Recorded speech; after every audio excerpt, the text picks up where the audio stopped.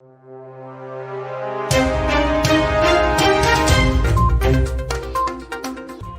to VARINDIA News Hour. Apple iPhone entering the market with aggressive pricing strategy. The question is, why Apple is going to drop the price structure by introducing the 5G iPhone SE? Is it for the mass penetration or people to forget the recent news that Apple iPhones can be compromised and their sensitive data can be stolen through hacking software that doesn't require the target to click on a link? Or is the price of 5G iPhone SE enticing enough to appease customers in the developing markets where Apple's struggle to strengthen its market presence is far from over? Apple is planning to reveal a new low-cost iPhone SE with 5G as well as a refreshed iPad Air that adds a new CPU and 5G for cellular-equipped models. Let's understand the strategy of Apple. For Apple, rumours has provided the news and also divulged that the company is targeting March 8 for a spring event to show off these gadgets. This would have an excellent opportunity to grab to change its appeal to the mix segment. An expert says, considering the fact that the developed market is fast adopting 5G tech, leading chipset manufacturers are focusing more on 5G components and also factoring time and economies of scale, the cost of hardware being used in non-5G iPhone SE may have been reduced to a significant extent. If we take a 2-year-old BOM or bill of material into consideration, the production cost of iPhone SE is nearly $200. It means a straightforward loss for Apple if it tags iPhone SE at $199. There are rumors claiming that the price of the new iPhone SE could start from $300 onwards. By selling at this price, Apple still makes a profit of $100. The iPhone has been unable to match the expectations, primarily because of its exorbitant pricing strategy of making the product so expensive. Another expert says there is hardly any difference among the Android and iOS phones, after various reports found evidence that iPhones belonging to journalists and human rights lawyers had been infected with malware from NSO group called Pegasus recently. Apple is known to discontinue its predecessors in a bid to boost the sales of new iPhone models. An iPhone priced at $200 could gain traction in regions such as Africa, South America, and most importantly India that are currently dominated by Android smartphones.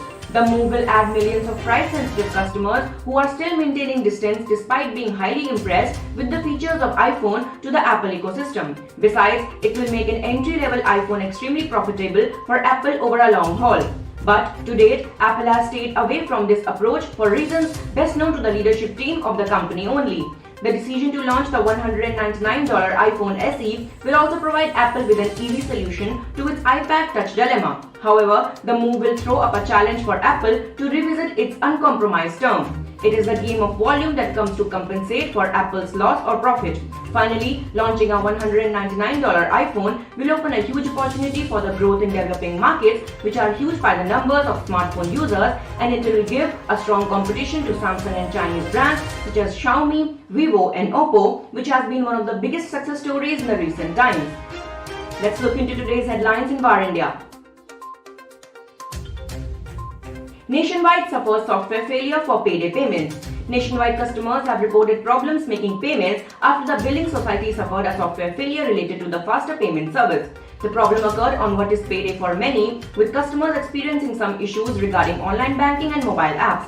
Nationwide's customer services tweeted, "We are working hard to resolve this issue and apologize for any inconvenience caused. No member will be left out of pocket as a result of this issue, and all associated Nationwide fees and charges will be refunded. All the services are working normally." BharatPe accuses Ashneer Grover and family for misappropriating funds. Fintech firm BharatPe's board released a statement saying that the controversial founder of the firm, Ashneer Grover, and his family have been found guilty of misappropriating company funds. The company has taken strong objection to Grover spinning lies and hurling baseless allegations and threats. Earlier last month, BharatPe fired Madhuri Jain, the head of controls and wife of Ashneer Grover, on the charges of misappropriation of funds. Grover had resigned as the managing director and a director on the company's board amid 2-month-long controversy. Senior Mumbai Executive suffers the biggest known cyber attack in India. Chandan Kumar, a senior executive working with a multinational company in Mumbai, is now the biggest known victim of cyber hacking in India till date. His social media accounts, phone numbers, debit and credit card numbers, Aadhaar and passport have been hacked since last year. The hacker manages to call Kumar's relatives and friends numerous times a day, creating a false impression that Kumar or his wife Mausami are calling them. The hacker also booked hotel rooms in Australia, Thailand, Switzerland and Indonesia in Kumar's name. Ukrainian researcher leaks Conti ransomware source code.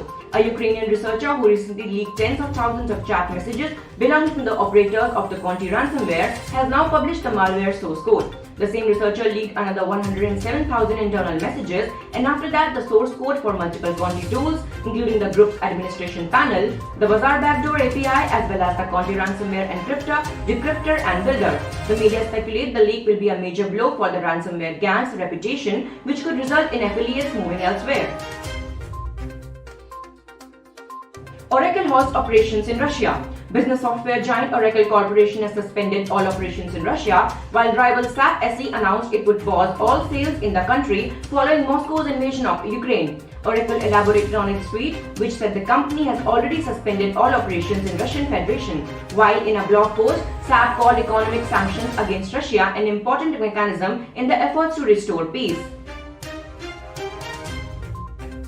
That's all for now. Please like, share, comment and subscribe to VARINDIA News Magazine. You can download the VARINDIA app from Google Play Store and Apple App Store for the latest news and updates. Stay tuned. Thank you.